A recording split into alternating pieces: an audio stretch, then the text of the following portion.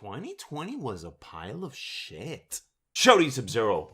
Today I'm going to be talking about the games that I've completed this year because, let's be honest, a lot of us was stuck at home doing things that we normally would want to do in our everyday lives, but just simply don't have the time.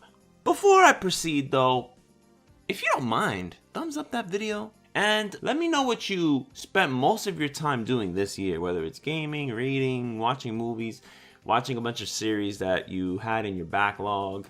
Also, let me know in the comments how your Christmas was. Me and my wife got my son some stuff that he was just begging for. I got him that Sackboy, A Big Adventure, on PlayStation 4 though. The deluxe edition, which was like $100, bro, for that game. But hey, he carries that little Sackboy plush around everywhere he goes. He's in his grandparents' place right now with it, and the game is pretty solid. I wonder what could it be? What does Santa bring? Oh my goodness, he looks so cute in there. Whoa, what's that? He's so cute. Look at him. That's what you were trying to make me with Whoa, the Play-Doh? what game is that? Whoa. Can I have it? No. He's so cute, the little kitty weenie. Black Friday. I think this was a Black Friday with the least amount of deaths. I'm serious. I mean, I saw some videos and I saw that some of the stores were kind of packed, but come on. When compared to like 2017, 2016, it was nothing. I usually look forward to Black Friday because I like looking at the headlines. I like looking at the videos of people getting trampled. Not that I like seeing them die because I hope that they lived, but it is quite funny. So I went online and I bought some stuff that I was meaning to buy and just never did.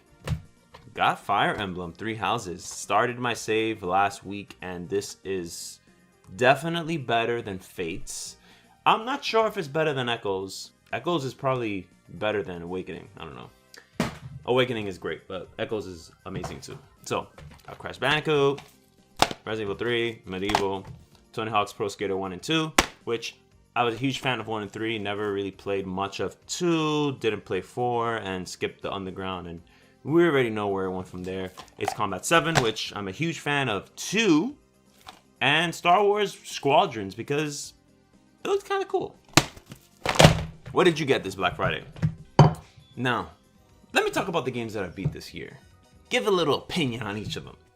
Let me talk about the biggest game this year for me, which was Final Fantasy VII Remake. You know how you can get nostalgic for some games, and how some games, once you see them or play them, it just reminds you of certain points or a certain point of your life. Well, Final Fantasy VII Remake will forever be the game that I will remember playing during the COVID-19 pandemic. The stay-at-home order that they gave, the quarantine that we were all doing in the beginning of the year, is now correlated with Final Fantasy VII Remake. I remember staying up about 12 hours. No, was it? Maybe like 10-ish. I remember I was playing throughout the night. I drank so much Red Bull playing this game. I had Monster Zero. I had a bunch of Diet Coke, freaking coffee. Just chugging that coffee down just to stay up to play Final Fantasy VII Remake. Bahamut really pissed me off, man. That Bahamut freaking battle arena was just like one of the worst things ever, but defeating him was also one of the best things ever. The most important thing was that it was fun. But like I stated, like I remember climbing the wall to reach the Shinra building, and while I was climbing that wall, we were rioting in Manhattan, and it was just like very unfortunate events that occurred. Now, when I think of Final Fantasy VII, it just reminds me of that stuff. Final Fantasy VII Remake reminds me of the stimulus check, bro. How crazy is that? And after Final Fantasy VII Remake, I was like on this JRPG feeling myself mode. Believe it or not, I bought and completed Trials of Mana.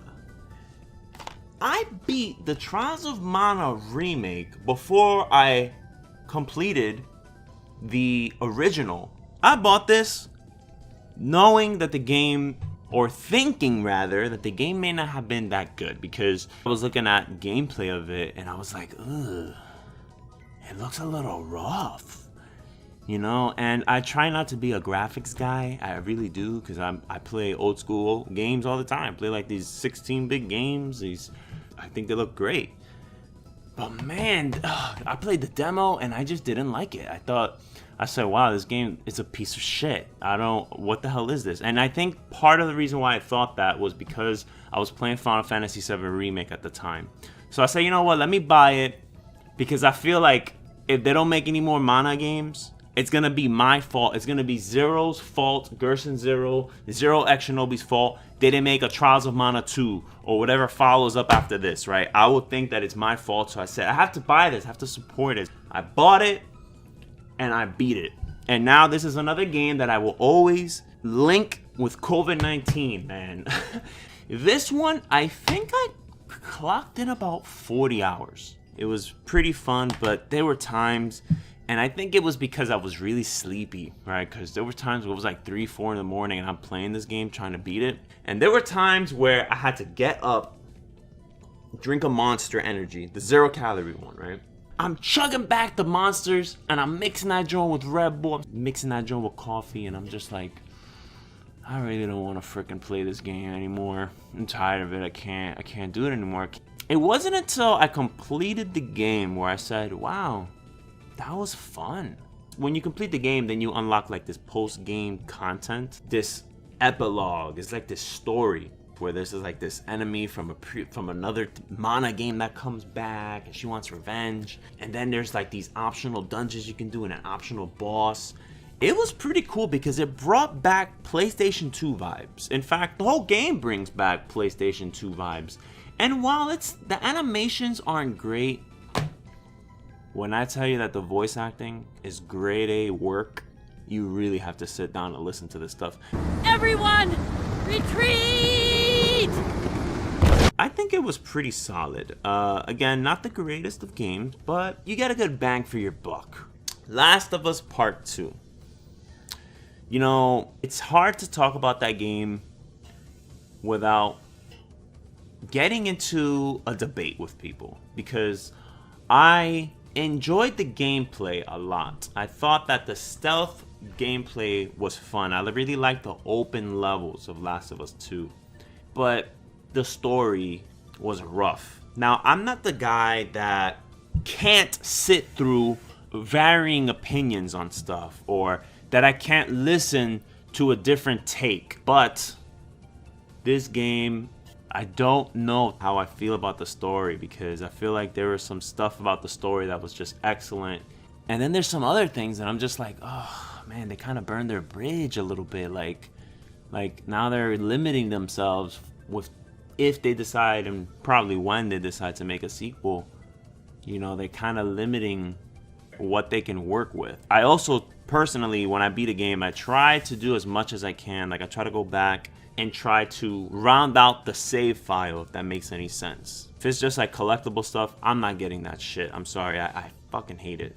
I truly do. When I completed Last of Us Part 2, I deleted the game, and I told myself, I'm not going back and getting these weapon upgrades, and I'm not going back and getting these collectibles. I'm just not gonna do it. It's just not fun to me. It's not like with Trials of Mana, where I went back and I did mostly everything that you can do for the save file, or Final Fantasy VII Remake, where I did the game on hard and I completed the optional bosses. Collectibles and stuff, not happening. I just can't stand collectibles. I truly hate them. I think the last game that I enjoyed getting collectibles on was freaking Crackdown 1 and 2. Being serious too.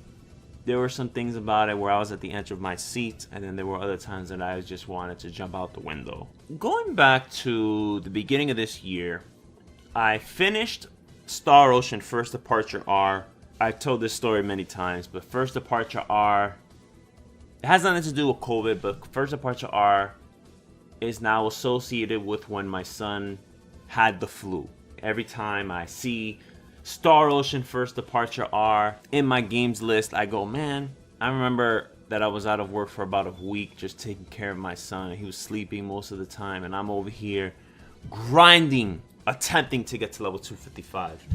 that game made me want Second Evolution to be localized for Switch and PlayStation 4 and 5 immediately. But unfortunately, probably because of COVID, we have not received an announcement.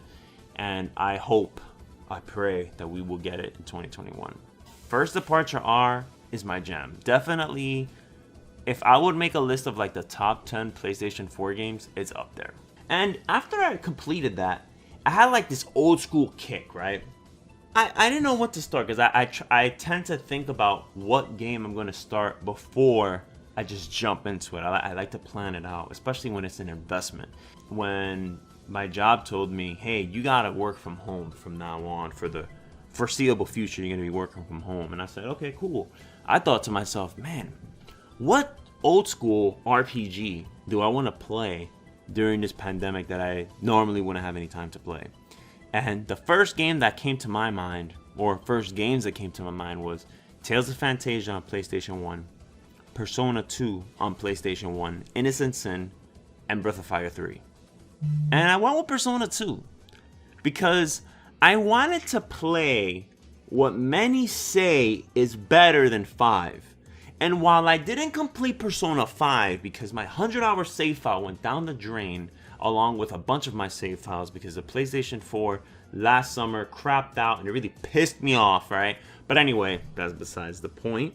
Persona 5, I found it to be a pretty solid game. Do I love Persona 5? Probably not. I mean, I think it's really good. I decided to just buckle up and play Persona 2. I said, you know what? I'm going to play Innocent Sin.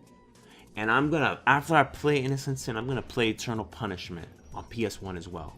So I booted it up, and 65 hours later, I completed the game. Persona 5 is definitely better.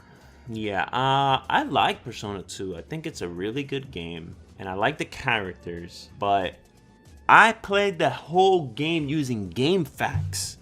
That game does not hold your hand at all. The rumor system, the way you fuse Persona and get these cards during the conversations. The last game that I did that with was Wild Arms 1. Wild Arms 1, I remember playing that game using the guide, and it brought me back to those days. It was quite fun.